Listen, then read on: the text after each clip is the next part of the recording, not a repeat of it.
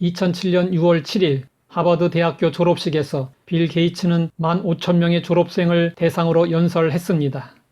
그는 32년 전인 1977년에 하버드 3학년 재학 중에 중퇴했지만 마이크로소프트사의 성공한 CEO가 되었고 그날 명예학사 학위를 받았습니다.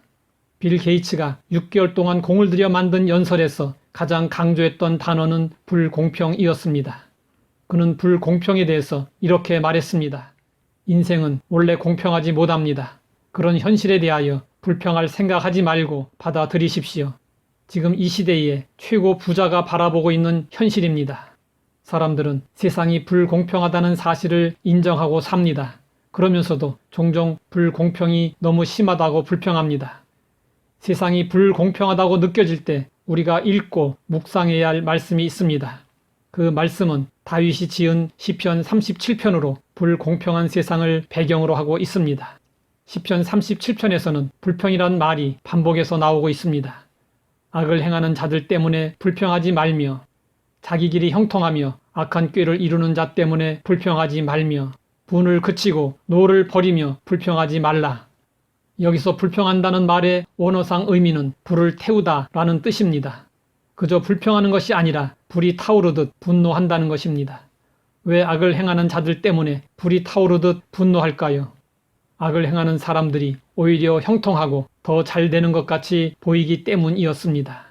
그렇다면 불공평한 세상을 바라보며 믿음이 흔들릴 때 우리는 어떻게 해야 할까요? 성경은 말씀하고 있습니다. 여호와를 의뢰하여 선을 행하라. 땅에 머무는 동안 그의 성실을 먹을거리로 삼을지어다. 우리가 하나님을 의뢰할 수 있는 이유는 무엇일까요? 하나님은 언제나 성실하시기 때문입니다. 하나님을 모르는 사람들은 인생들을 돌보시는 하나님의 성실을 믿지 못합니다. 그러다 보니 스스로 살아보려고 온갖 수단과 방법을 동원하여 발버둥 칩니다. 살기 위해서 어쩔 수 없었다고 악을 합리화합니다. 하지만 하나님을 의뢰하는 사람들의 세상을 사는 방법은 다릅니다. 사람들이 다 모른 척해도 하나님께서 우리를 성실하게 돌보심을 믿고 두려워하지 않습니다. 자신의 처지가 어떠하든지 간에 하나님께서 베푸시는 성실한 은혜로 만족하며 삽니다. 그들은 남들과 비교하지 않습니다. 조금 늦더라도 조바심 내지 않습니다. 남들의 페이스에 말리지 않고 자신의 걸음대로 한 걸음씩 천천히 나아갑니다. 유행과 경향과 대세에 흔들리지 않고 오직 하나님을 의뢰하고 하나님의 뜻을 따라 선을 행합니다. 계속해서 성경은 말씀하고 있습니다. 또 여호와를 기뻐하라. 그가 내 마음의 소원을 내게 이루어 주시리로다. 이 말씀은 다윗의 인생 경험을 바탕으로 하고 있습니다. 다윗은 고난이 꼬리에 꼬리를 무는 파란만장한 인생을 살았습니다.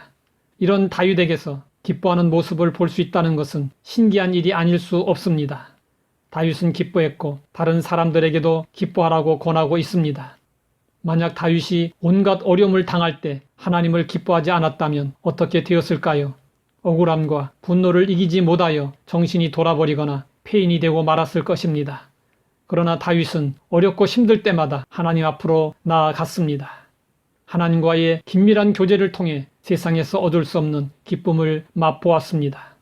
그리고 하나님께서 마음의 소원을 이루어 주시는 놀라운 경험을 할 수 있었습니다. 정확히 말하면 다윗이 기뻐한 것이 아니라 하나님으로 인하여 기뻐할 수 있었습니다. 다윗은 일생 동안 하나님을 사랑하고 하나님을 경외하며 하나님 제일주의로 살았습니다.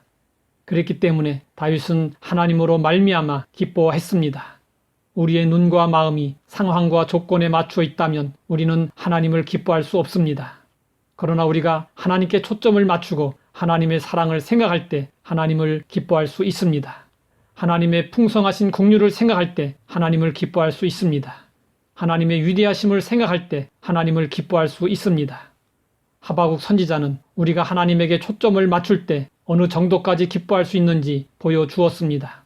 비록 무화과나무가 무성하지 못하며 포도나무에 열매가 없으며 감람나무에 소출이 없으며 밭에 먹을 것이 없으며 우리의 양이 없으며 외양간에 소가 없을지라도 나는 여호와로 말미암아 즐거워하며 나의 구원의 하나님으로 말미암아 기뻐하리로다.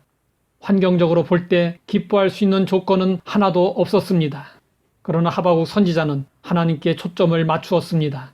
그래서 그는 기뻐할 수 있었습니다. 오스트리아 출신의 작곡가 하이드는 교회에서 성가를 지휘했습니다.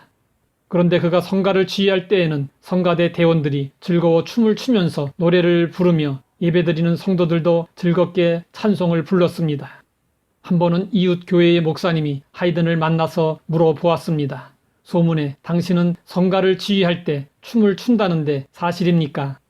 하이든이 대답했습니다. 네, 목사님, 저는 하나님을 생각하면 그저 감사하고 기쁘고 즐겁고 웃음이 절로 나옵니다. 작곡할 때에는 연필도 춤을 추고 노트도 춤을 춥니다. 여러분은 무엇으로 기뻐하며 사십니까? 기쁨에 대한 이런 말이 있습니다. 하루를 기쁘게 살려면 이발을 하고 새 신발을 사서 신으며, 일주일을 기쁘게 지내려면 새 양복을 입으라. 한 달을 기쁘게 살려면 새 자동차를 구입하여 타고 다니며, 1년을 기쁘게 살려면 새 집을 찾고 결혼하라. 한마디로 이 세상의 기쁨은 일시적이라는 것입니다.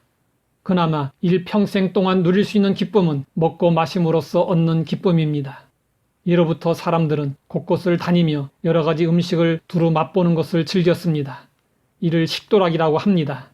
식도락도 먹고 배부른 그 순간의 기쁨에 지나지 않습니다. 반면에 하나님으로 인한 기쁨은 영원한 기쁨이며 충만한 기쁨입니다. 일시적인 기쁨에 매달려 살지 말고 하나님으로부터 주어지는 영원 불변한 기쁨, 아무에게도 빼앗기지 않는 기쁨으로 살아야 합니다. 계속해서 성경은 말씀하고 있습니다.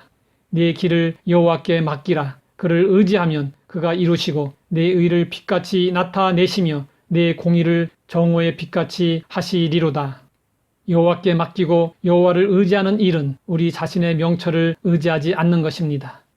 비행기 조종사는 자신의 느낌이나 직관을 버리고 오직 계기판만을 의지합니다.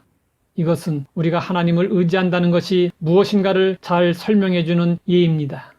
세상의 윤리 도덕이 하나님의 말씀에서 벗어난 경우가 있습니다. 처음에는 아니야, 저것은 잘못되었어 라고 생각합니다. 하지만 자꾸 보고 듣다 보면 자신도 모르게 판단력이 흐려지고 나중에는 그대로 따라갑니다.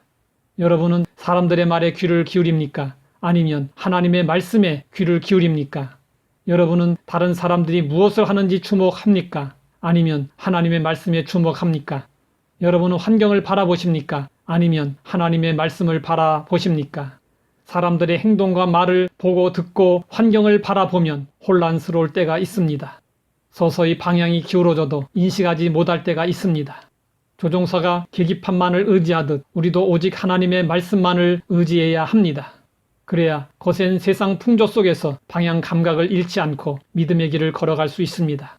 억울한 일을 당해도 하나님께 맡기고 의지하면 때가 되매 우리가 받고 있는 비난을 거두어 주시고 결백을 밝히시고 의로움을 드러내셔서 명예를 회복시켜 주십니다. 계속해서 성경은 말씀하고 있습니다. 여호와 앞에 잠잠하고 참고 기다리라. 자기 길이 형통하며 악한 꾀를 이루는 자 때문에 불평하지 말지어다. 분을 그치고 노를 버리며 불평하지 말라. 오히려 악을 만들 뿐이라. 우리가 하나님을 믿는 사람이라면 불의한 자가 번성하더라도 불평을 삼가고 대신 하나님 앞에서 잠잠하고 참아 기다려야 한다는 것입니다. 분노했을 때 잠잠히 있는 것은 결코 쉽지 않습니다. 다른 사람들이 알아주기를 원하여 불평하며 투덜거립니다.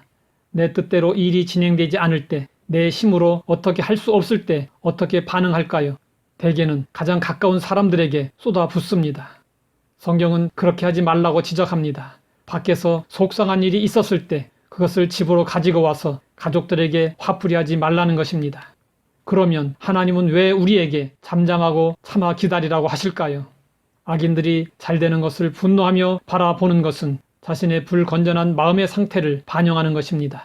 그리고 그 악한 감정에 휩싸이게 될 때 결국에는 하나님의 뜻을 외면하게 되는 것입니다. 그러므로 하나님의 사람들은 악인이 번영하더라도 하나님의 의로운 심판을 기다리며 입을 다물고 침묵해야 합니다. 성경은 하나님의 사람들이 참고 기다려야 할 분명한 이유를 보여주고 있습니다. 진실로 악을 행하는 자들은 끊어질 것이나 여호와를 소망하는 자들은 땅을 차지하리로다. 잠시 후에는 악인이 없어지리니 내가 그곳을 자세히 살필지라도 없으리로다. 그러나 온유한 자들은 땅을 차지하며 풍성한 화평으로 즐거워하리로다. 악인들은 그 쌓은 악으로 인하여 하나님의 심판을 받아 그가 이 땅에서 어떤 부와 명예를 누리고 있다 하더라도 그 모든 것이 물거품처럼 사라지고 만다는 것입니다. 악인은 반드시 망하게 되어 있습니다. 악인의 번영은 일시적이요 허무하기 짝이 없는 것입니다. 이러한 분명한 사실 앞에서 우리가 계속해서 악인의 번영을 부러워하고 있다면 어찌 하나님을 믿는다고 말할 수 있겠습니까? 악한 꾀를 이루는 자를 인하여 불평하지 말고 분을 그치고 노를 버려야 합니다. 우리가 사는 세상은 불공평한 일들이 참으로 많습니다. 다윗도 이러한 경험을 했습니다. 하지만 그는 불평하지 않고 신앙으로 극복했습니다. 현실의 답답함으로 인해 오히려 하나님과의 관계가 깊어졌습니다. 다윗은 시편 37편을 통해서 우리의 현실이 답답하고 어려울지라도 불평하지 말고 여호와를 의뢰하고 기뻐하고 하나님께 맡기며 하나님 앞에 잠잠하고 참아 기다리라고 권면하고 있습니다. 그러면 하나님께서 마침내 우리를 영화롭게 하실 것이라고 약속하고 있습니다. 하나님의 말씀에서 위로와 격려를 받고 하나님의 뜻이 이루어지기까지 잠잠히 기다릴 수 있는 믿음의 사람이 되어야 합니다. 하나님 아버지, 불공평한 세상을 보면서 많이 불평했습니다. 그러나 이제는 하나님 앞에서 잠잠하고 참고 기다리려고 합니다. 하나님의 선하심을 믿고 온전히 하나님을 의지하며 살게 하옵소서. 예수님의 이름으로 기도드립니다.